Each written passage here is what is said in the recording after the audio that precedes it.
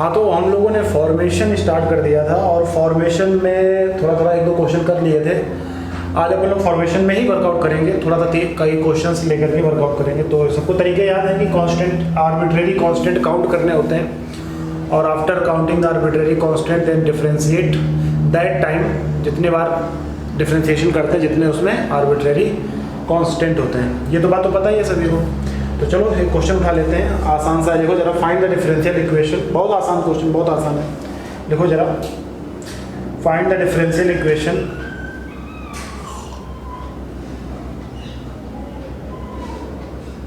Find the differential equation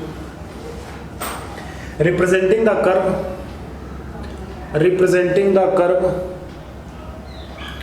y is equal to cx, y is equal to cx plus c square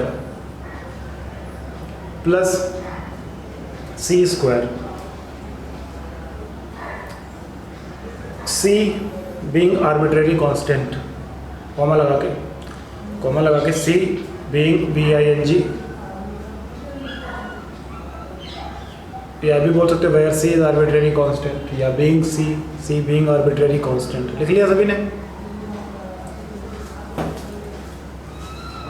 okay, constant कितने हैं इसमें?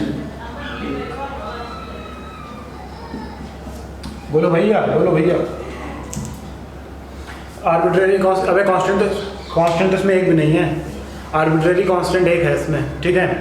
तो अब arbitrary constant एक बार है तो अपन लोग डिफरेंशिएशन भी इसको एक बार कराएंगे।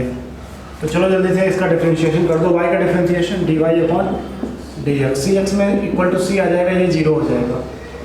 हमको पता है कि c को गायब करना है, ठीक है। अब c को गायब करना है, लोग फंस रहे हैं। अब तो c को गायब करने के लिए हमें कहाँ जाना पड़ेगा? पीछे वाले स्टेप में जाना पड़ेगा। हेलो, हमें कहाँ जाना पड़ेगा? हमें जाना पड़ेगा पीछे वाली इक्वेशन। तो यहाँ से हमें c की वैल्यू निकालनी पड़ेगी, अदरवाइज c और कहीं से भी गायब नहीं होगा। तो जब c और कहीं से गायब नहीं होगा तो ऑब्वियस सी बात है कि हमें c से कुछ हाथ पैर जोड़ने पड़ेंगे। तो y is equal to C X plus C square. एक छोटा सा काम कर लो, क्या हुआ? स्क्रीन ब्लर हो गई क्या? एक सेकेंड, आ तो गई, देखा? एक काम कर लो, 1/4 ऐड कर दो, 1/4 सेपरेट कर दो। समझ में आ रहा है सबको?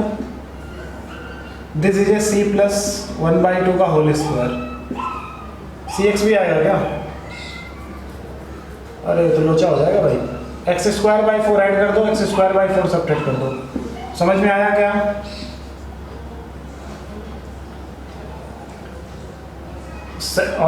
और ये माइनस का x स्क्वायर बाई 4 यहाँ लिख दो, x स्क्वायर बाई 4। ये सही लग रहा है मेरे को, थोड़ा थोड़ा तो सही लग रहा है। तो इसको उठा के इधर ले आओ। तो y plus X square by 4 equal to C plus X by 2 का होल स्क्वायर। अब स्क्वायर को इधर अंडर रूट चढ़ा दो, तो c is equal to under root के अंदर y plus X square by 4 और इक्वल टू प्लस माइनस, ये प्लस का एक्स बाई 2 इधर आ जाएगा तो माइनस का एक्स बाई 2 हो जाएगा। यहाँ पे प्लस माइनस आएगा और माइनस का x बाई 2 आ जाएगा। तो ये आ जाएगा c इज इक्वल टू, जरा ध्यान देना तो लोग प्लीज़ यहाँ पे, माइनस का x plus minus under root के अंदर एक्स स्क्वायर प्लस 4y और अपॉन में 2। c की वैल्यू उठाओ और इसको दे दो, या c की जगह पे dy dx रख दो। तो dy upon dx equal to आ जाएगा माइनस का x plus minus under root के अंदर x square plus 4y upon 2। समझ में आया क्या?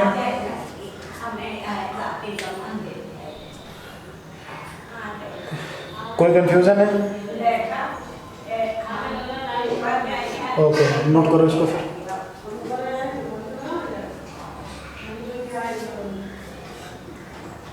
या सी की वैल्यू और आसानी से निकल सकती थी तो निकाल लेते, उसे मेरे ख्याल से सी की वैल्यू आसानी से तो नहीं निकलेगी।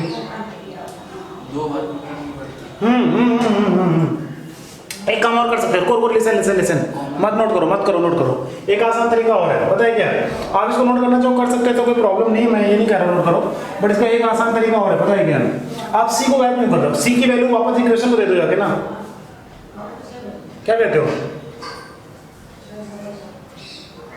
तो भी तो इक्वेशन आ जाएगी, क्या आ जाएगी? y इक्वल टू एक्स और c की value dy upon d x plus सी square, dy upon d x का होल स्क्वायर। तो भी तो c गायब हो गया। लो बोलो, बात समझ में आ रही है? इतनी नहीं आ रही है। तो ये बात मैंने कल ही जब मैंने डिफरेंशियल इक्वेशन स्टार्ट किया था, तो ये बात मैंने आपको बोली हुई थी कि आर्बिट्रेरी कांस्टेंट अगर है तो डिफरेंशियल इक्वेशन नहीं है, ठीक है ना। इसलिए आर्बिट्रेरी कांस्टेंट क्या कर रहे हैं? गायब कर रहे हैं हर कदम पे। चलो नोट करो जल्दी से इस बात को।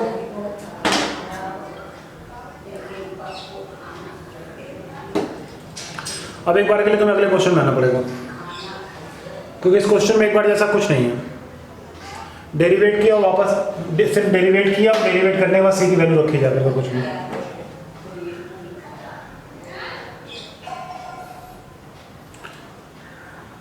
अब तुम लेट क्यों आते हो बे चैतन्य?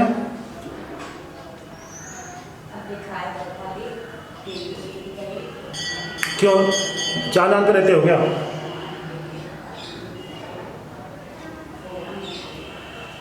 चालीस काम नहीं हो गया इस टाइम? सही है यार, सही है। ये हो गया होगा फिलहाल तो, बहुत हो गया। नेक्स्ट क्वेश्चन लिखिए। number of values of m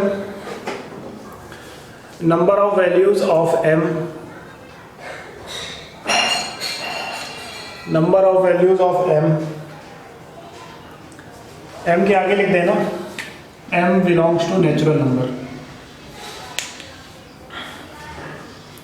for which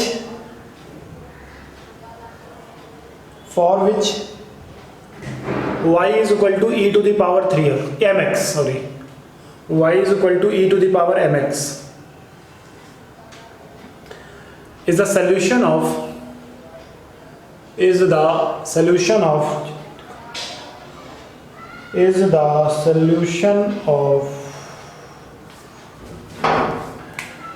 d3y plus 3d square y minus का 4dy plus 12y equal to 0। दिखाई दिया सबको? अच्छा, d3 का मतलब क्या है?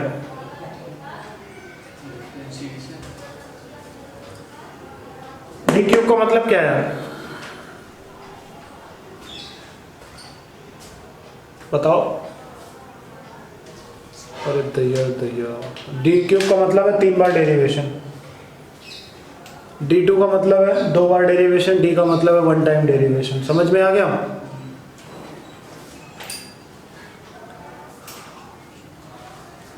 तो d3 का मतलब है 3 बार डिफरेंशिएशन। यहाँ पर डिफरेंशियल इक्वेशन बनी बनाई है, हमसे वो m की वैल्यू पूछ रहा है। किससे? कौन से फंक्शन से? y is equal to e की पावर mx से। चलो अच्छा, इस 12y का मतलब क्या? मैं 12y को 12 इंटू ई की पावर mx लिख सकता हूँ। ठीक, माइनस 4, d का मतलब 1 टाइम डेरिवेट, किसका? y का। तो d का डेरिवेशन 1 बार करो तो e की पावर mx का डिफरेंशिएशन 1 बार करो तो कितना आएगा? e की पावर mx का डिफरेंशिएशन बता सकते हो? e की पावर mx रहने वाला है और एक m फिर से आ जाएगा। बोलो आएगा कि नहीं आएगा? समझ में आ रहा है? ओके, प्लस 3 डी स्क्वायर का मतलब है उसका 2 बार डिफरेंशिएशन, तो इसका हम 1 बार डिफरेंशिएशन कर चुके हैं। अब इसी का 1 बार और डिफरेंशिएशन कर दो तो 3 और e की पावर mx का डिफरेंशिएशन e की पावर mx, और ये m एक m और निकलेगा तो m स्क्वायर। समझ में आया कि नहीं आया? ओके, अब डी क्यूब मतलब इसका 1 बार और डिफरेंशिएशन, तो जब इसका 1 बार और डिफरेंशिएशन होगा तो कितना आ जाएगा? e की पावर mx और m क्यूब इक्वल टू 0। अब इस पूरे फंक्शन में कुछ कॉमन दिख रहा है? e की पावर mx कॉमन ले लो, अंदर क्या हो गया? m क्यूब प्लस का 3m स्क्वायर माइनस का 4m प्लस 12 इक्वल टू 0। अब दो वैल्यूज 0 है तो सीधी बात है e की पावर mx कभी भी 0 नहीं होता, because this is x equal to 0 पे ये खुद 1 देता है, ये पॉजिटिव। समझ में आया कि नहीं आया? तो हमें इसको 0 करना पड़ेगा। हमें m cube plus 3m square minus का 4m प्लस 12 इक्वल टू 0। इससे m स्क्वायर कॉमन ले लो तो अंदर हो जाएगा m प्लस 3। इससे -4 कॉमन ले लो तो m माइनस प्लस ओ फंस जाएंगे फंस जाएंगे फंस जाएंगे फंस जाएंगे फंस जाएंगे भाई फंस जाएंगे फंस जाएंगे क्या फंस जाएंगे नहीं बनेगा नहीं बनेगा नहीं बनेगा। चलो फिर एम क्यूब का डिफ्रेंसिएशन हमें करना है तो एम की वैल्यूज रखो इसमें सेटिस्फाइड करें और क्या। तो चलो सर एम की वैल्यू अगर इसको 1 दे देते हैं तो अगर मैं इसमें एम की वैल्यू 1 डालता हूँ ध्यान देना तो 1 + 3 - 4 + 12 तो पॉसिबल ही नहीं है तो 12 सबसे बड़ा वैल्यू है। चलो एम की वैल्यू 2 दे दो 2 जैसे दोगे ये 8 आएगा यहाँ पे 12 आएगा यहाँ पर भी 8 आएगा यहाँ पे 12 आएगा। ओह नहीं बना ये तो कहाँ हो गया। चलो अपना पुराना वही तरीका कि मेरी आंखें धोखा खा जाती हैं हर बार माइनस है यहाँ पर समझ गए समझ गए। तो ये माइनस है यहाँ पर स्टार्टिंग में नहीं देखा मैं तो चलो इससे m³ plus 3m square minus का 4m माइनस का 12 इक्वल टू 0। इससे m स्क्वायर कॉमन ले लो तो m प्लस 3 हो जाएगा। इससे -4 कॉमन ले लो m प्लस 3 हो जाएगा इक्वल टू 0। तो m प्लस 3 और m स्क्वायर -4 तो m की वैल्यू कितनी मिलेगी एक मिलेगी -3 मिलेगी और एक मिलेगी m की वैल्यू क्या मिलेगी 2 और -2। हाँ भाई तो m की वैल्यू क्या आएगी भाई m की वैल्यू क्या आएगी 3 वैल्यू m की आ गई कौन सी वैल्यू एक्सेप्ट होगी क्यों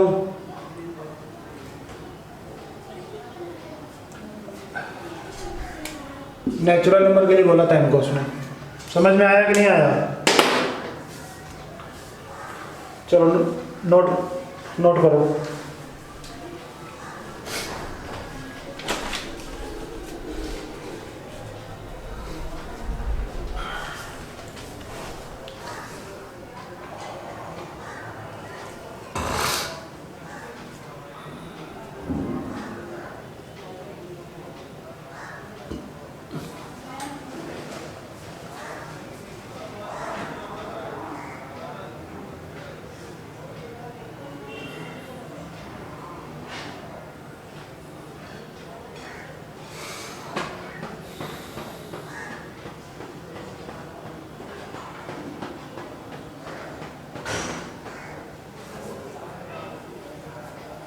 हो गया।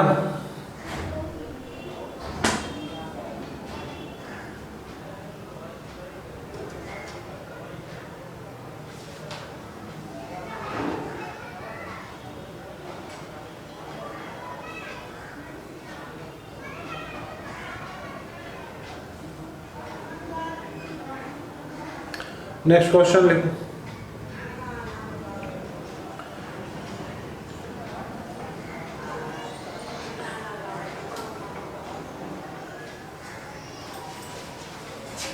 Next question. Show that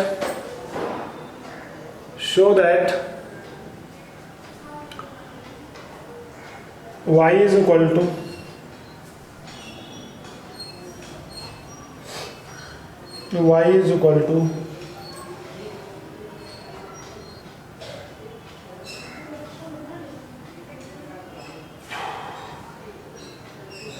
e की power m sin inverse x y is equal to e की power m sin inverse x is the solution of differential equation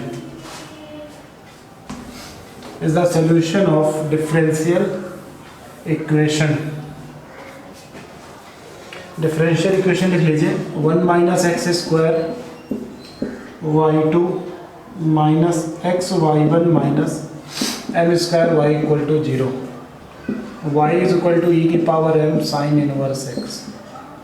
हाँ भाई कुछ याद आ रहा है सभी को। ऐसे क्वेश्चन हम लोग किसी ज़माने में पढ़ चुके हैं। किस जमाने में पढ़े थे? डिफरेंशिएशन में। एक बात का ध्यान रखना इन क्वेश्चंस में, ये क्वेश्चन फॉर्मेशन और सॉल्यूशन ऑफ डिफरेंशियल इक्वेशन दोनों से मैच करते हैं। अब तो कुछ बच्चे फॉर्मेशन के अकॉर्डिंग सोचेंगे तो इसका सिर्फ वन टाइम डेरिवेट हो सकता है क्योंकि इसमें एम ही है। लिसन, यहाँ पर उसने ये नहीं बोला कि एम पैरामीटर है, सॉरी वो है क्या बोलते हैं आर्बिट्रेरी कांस्टेंट है, तो यहाँ पर ये फॉर्मेशन के लिए अवेलेबल नहीं है। फॉर्मेशन तभी होगा जब उसमें आर्बिट्रेरी कांस्टेंट बोला जाएगा, समझ रहे हो? क्योंकि अगर वो आर्बिट्रेरी कांस्टेंट नहीं है, अगर वो आर्बिट्रेरी कांस्टेंट नहीं है, जो भी दिया गया है ए बी सी डी कुछ भी, फिर तो वो कांस्टेंट है ना। और जब वो कांस्टेंट है तो उसका वो तो डिफरेंशियल इक्वेशन बनाएगा ही बनाएगा। समझ में आया कि नहीं आया? ओके, तो अब यहाँ पे 1 minus x square y two minus x y one minus m square y equal to 0। इस y2 का मतलब क्या है पता है आप लोगों को? Double differentiation. y1 का मतलब है वन टाइम डेरिवेटिव, y का मतलब हो, चलो तो उसका पहले वन टाइम डेरिवेट करा लो। तो y1 is equal to m e की power m sine inverse x, m constant है तो m आगे आ जाओ, साइन इनवर्स का डिफरेंशिएशन अंडर रूट के अंदर 1 माइनस एक्स स्क्वायर। समझ में आया कि नहीं आया? ठीक है, इसको उठा के इधर भेज दो तो अंडर रूट के अंदर 1 minus x square y1 is equal to m y. समझ में आया कि नहीं आया? ये एम वाई वाली कहानी समझ में आ गई सबको? ओके, अब फिर से डेरिवेट करा दो। तो ये फर्स्ट फंक्शन है और ये सेकेंड फंक्शन है, तो पहला छोड़ दो, ध्यान से देखना। दूसरे का डिफरेंशिएशन कर दो तो y1 का डिफरेंशिएशन y2 हो जाएगा। समझ में आया?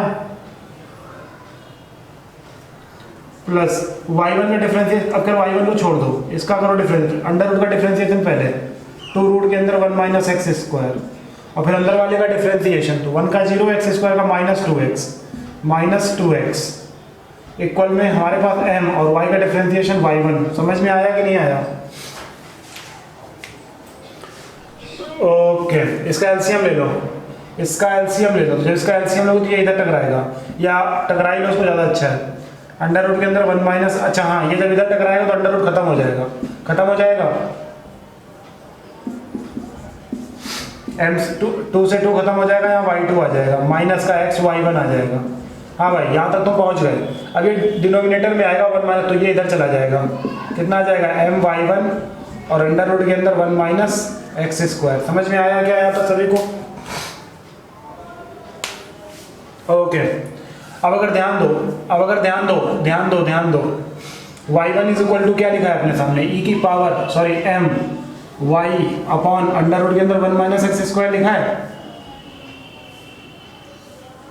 ओके, चलो एक काम कर दो, y1 को इधर भेज दो, इसको इधर भेज दो, इसको उठा के इधर भेज दो, तो अंडर रूट के अंदर 1 माइनस एक्स स्क्वायर और ये into y1 is equal to m y. एक काम कर लो, दोनों साइड में m से मल्टीप्लाई कर दो, तो ये m हो जाएगा और ये m स्क्वायर हो जाएगा। तो देखोगे ये दोनों सेम आ रहे हैं।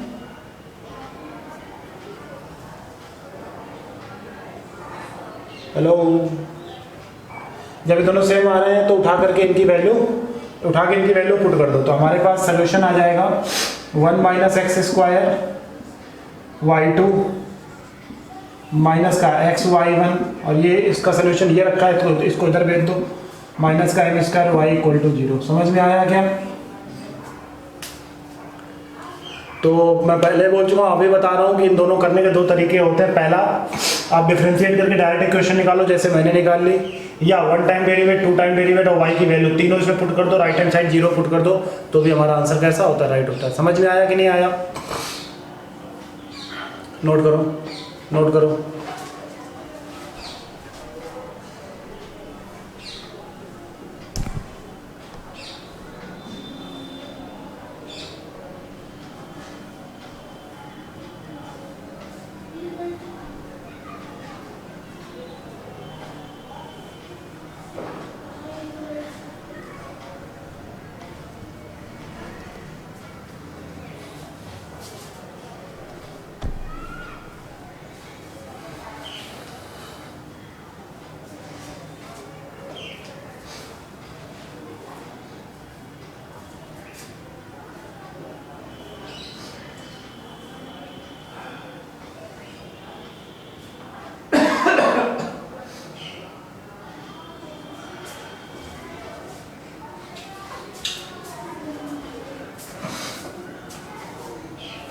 नोट हो गया होगा।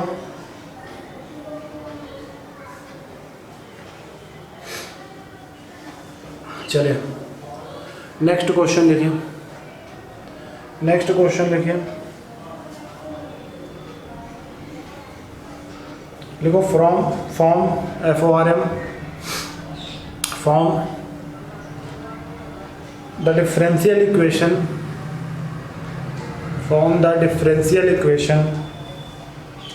of the family of curves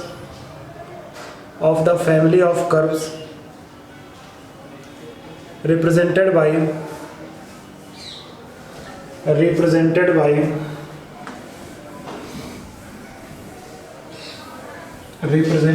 पहला क्वेश्चन है x² + y² is equal to 2ax. A is a parameter.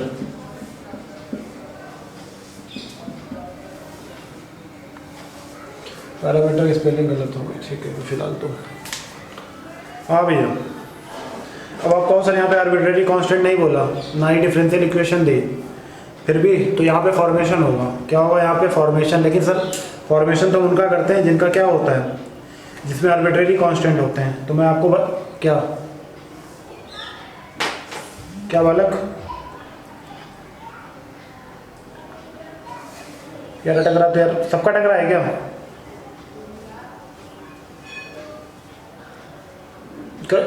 कैसा टकरा है?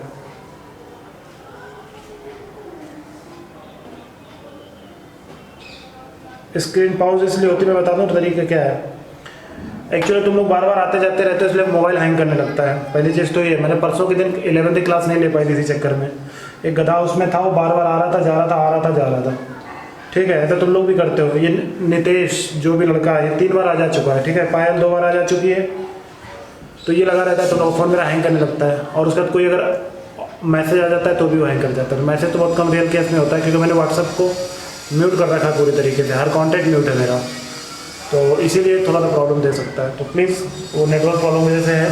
अभी तो फिलहाल देखो यार, अब आप कहोगे कि सर यहाँ पर ए पैरामीटर है, बट पैरामीटर लाइक दैट देखो। फिर अभी 2 लोग आने जाने लग गए। कौन कौन है? ये नितेश फिर से है और ये शशि करोड़पति है। देख लो इन दोनों को, तो सीधी बात है, स्क्रीन रुकेगी। तो देखो यार, सबसे पहले मैं बात बता दूं, पैरामीटर का काम होता है किसी चीज़ को रुकने ना देना। इट मीन्स जैसे वर्मा सर, मेस्ट्रो के पैरामीटर है वर्मा सर। क्यों? क्योंकि अगर मान लो कि अरुण सर नहीं है तो वो फिजिक्स पढ़ा सकते हैं ना।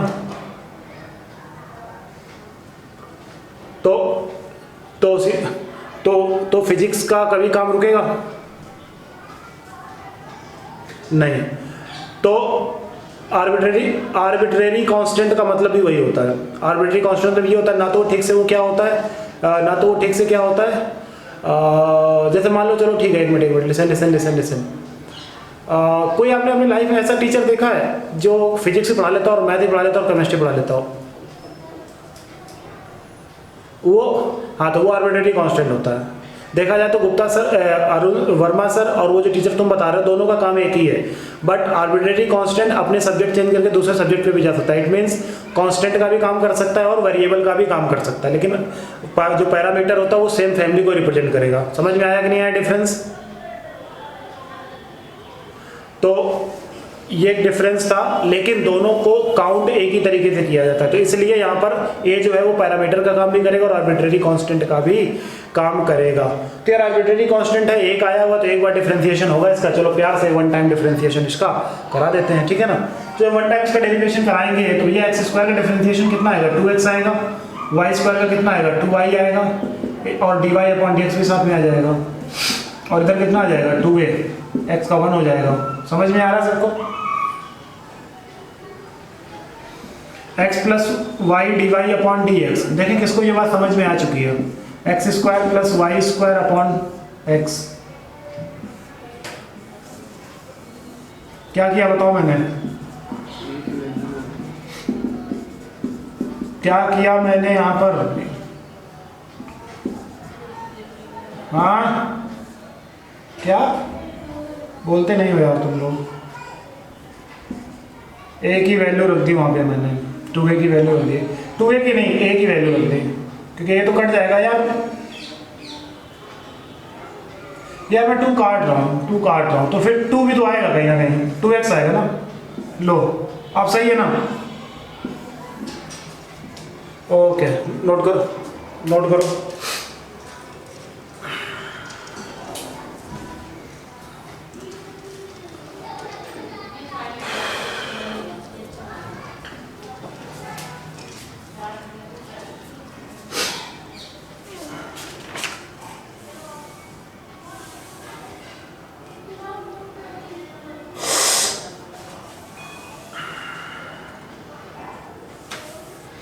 धन्यवाद।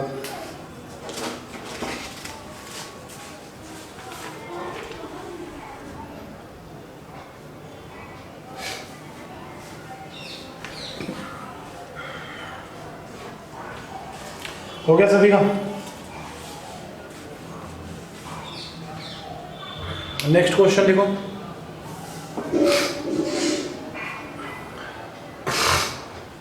If y is equal to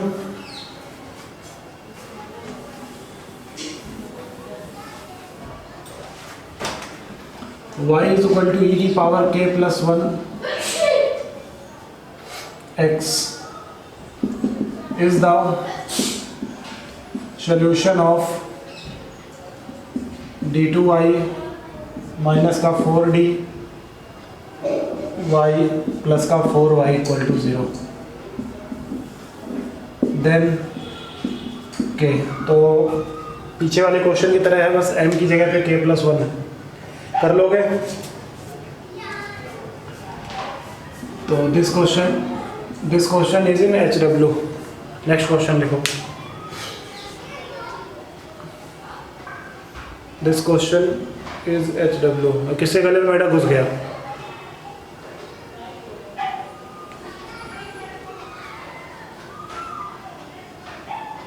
लिख लिया क्वेश्चन? नेक्स्ट क्वेश्चन, उसमें बहुत सारे क्वेश्चन थे इसलिए मैंने आपको उसमें से एक ही क्वेश्चन कराया, बाकी सारे सेम जैसे थे। ए वाले में एक ही सफिशिएंट है। लिखो जरा, find from the differential equation not containing the arbitrary constant, from the differential equation not containing the arbitrary constant and satisfying by the equation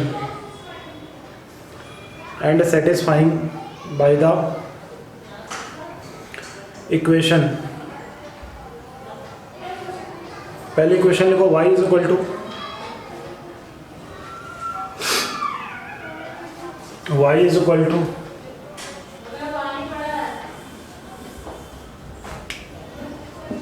a into e की power bx plus 5, a and b arbitrary constant.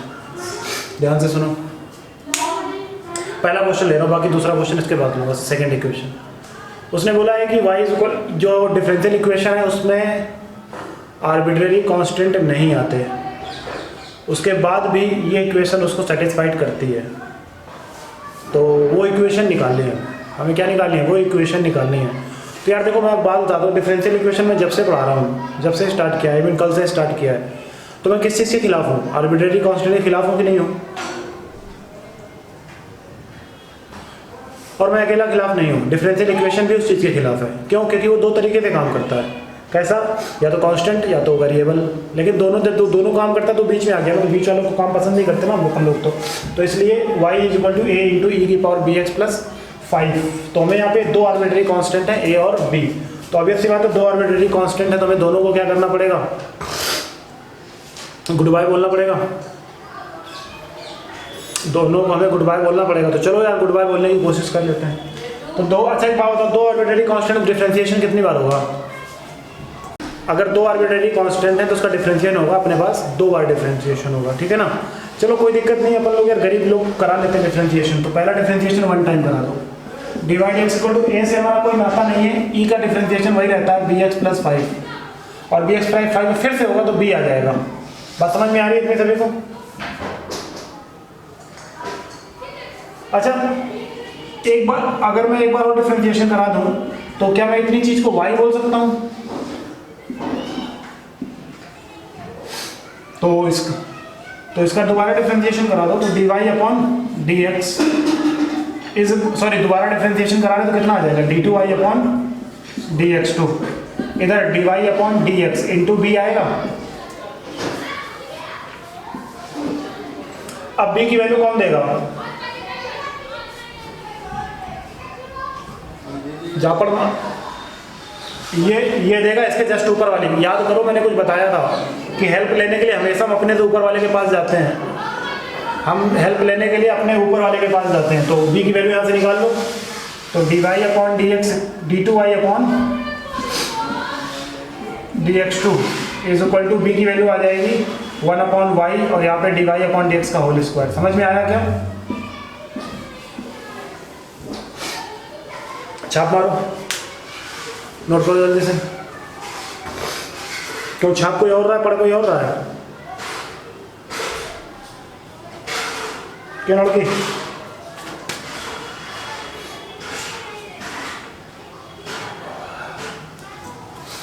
Note कर लो जल्दी से। Meeting में वापस आना है, ध्यान रखना, ठीक है? अगर मीटिंग खत्म हो जाती है तो मीटिंग में आपका दोबारा वेलकम है।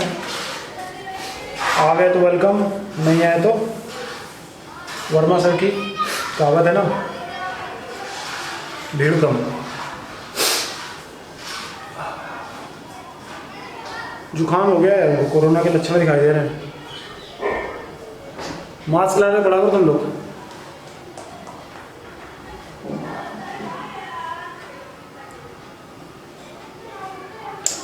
चलो नेक्स्ट इक्वेशन लिखो। इसी में क्वेश्चन नंबर 2 है, y is equal to a sine y is equal to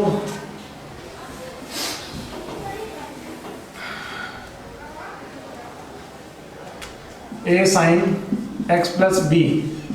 इसका भी वही प्रॉब्लम, a और b आर्बिट्रेरी कांस्टेंट। a और b क्या है? आर्बिट्रेरी कांस्टेंट है। क्या बात है, ए और बी अपने पास है आर्बिट्रेरी कांस्टेंट। तो यार आर्बिट्रेरी कांस्टेंट है तो दो हैं तो दो बार डिफरेंशिएशन करा लो इनका। तो dy upon dx equal to कितना आ जाएगा भाई? a cos x plus b आएगा।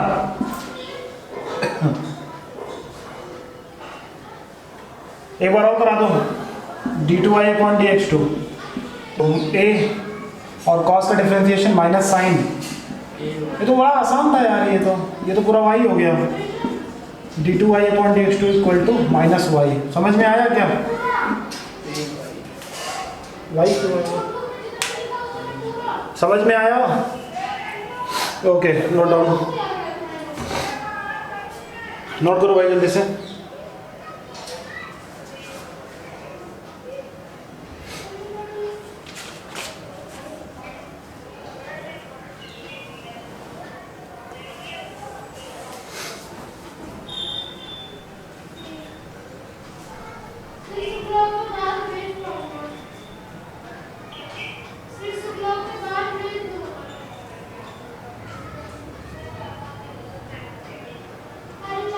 नेक्स्ट क्वेश्चन लिखिए।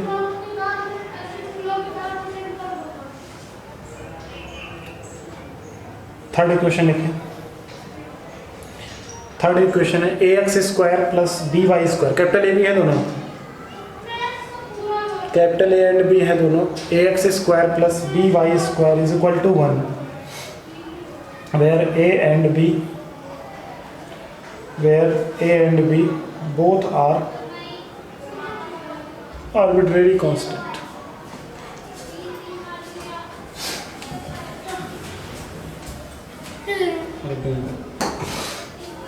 A and B are both are arbitrary constant। देखो यार इक्वेशन अपने पास ए एक्स स्क्वायर प्लस का b y square equal to 1 दिखाई दे रहा है सबको? ओके, एक्स स्क्वायर को उधर भेज दो तो b y square equal to 1 minus a x square. दो कांस्टेंट आर्बिट्रेरी कांस्टेंट है तो दो बार डेरिवेट करा दो यार, क्या दिक्कत है? जब दो बार डेरिवेट होगा तो कितना आ जाएगा हमारे पास? 2y into b d y upon d x equal to इधर 1 का 0 माइनस का 2a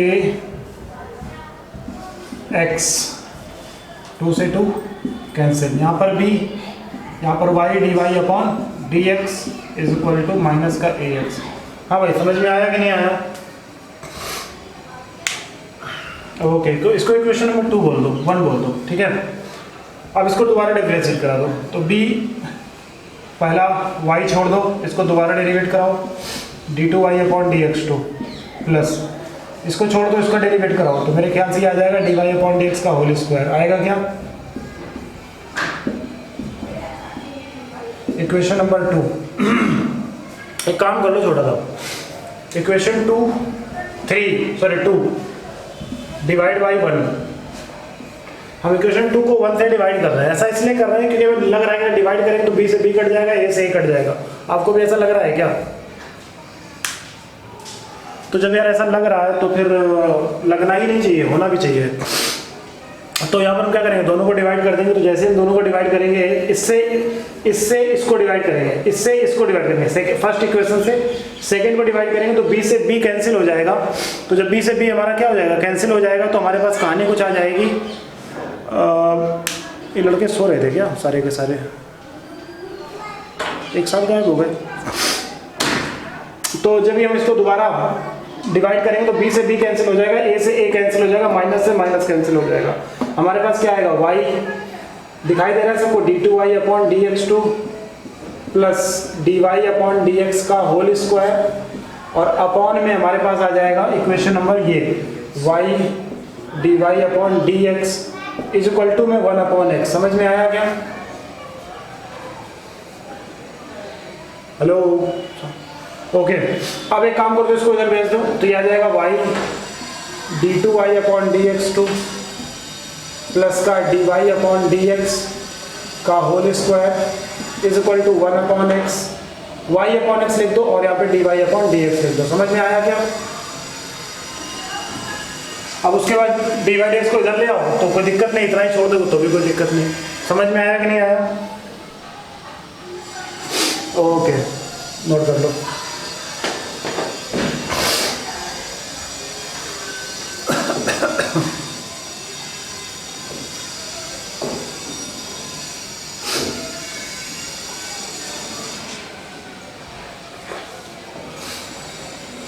जरूरी था हो गया।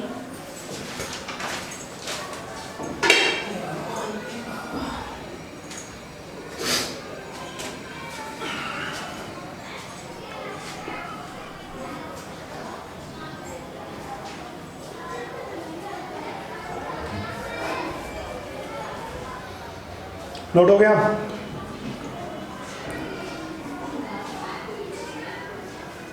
चलो तो आज के लिए इतना ही रखते हैं, बाकी फिर नेक्स्ट लेक्चर में देखते हैं, मान ली यानी कि कल, ठीक है।